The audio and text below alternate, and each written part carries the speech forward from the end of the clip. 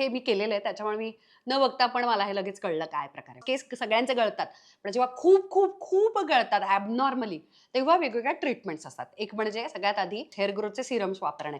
पिलग्रिमचं उत्तम आहे. मिनॉक्सिडिल डॉक्टरकडे जाऊन ते प्रिस्क्रिप्शन देतात, त्या औषध दुकानातून तुम्ही वापरू शकता. विशकेअरचं उत्तम आहे. हे हेअर ग्रोथ सिरम कोणतं पण औषध बाहेरून आठवड्यातून किमान 5 वेळा तरी लावणे. दुसरी गोष्ट म्हणजे हेअर डॉक्टरकडे जाऊन ह्या ज्या PRP वगैरे ज्या ट्रीटमेंट असतात, तर 2-3 पद्धतीच्या ट्रीटमेंट असतात. PRP विथ ग्रोथ फॅक्टर, एक नुसतं ग्रोथ फॅक्टर आणि एक नुसतं PRP अशा पद्धतीचे ते असतात.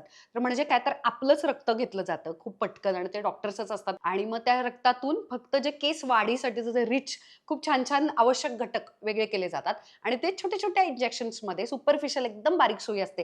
तोपर्यंत हे सगळं करेपर्यंत आपल्याला मस्त बधीर होण्याचं मलम किंवा ऑइंटमेंट वगैरे लावलं जातं.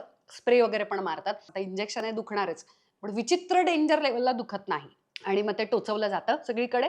ते आपलाच PRP रक्तातून काढलेला तो तिथे इंजेक्ट केला जातो. खूप ॲडव्हान्स्ड आणि लास्ट ही गोष्ट केली जाते ते म्हणजे ऑलमोस्ट ऑपरेशनच म्हणावं लागेल.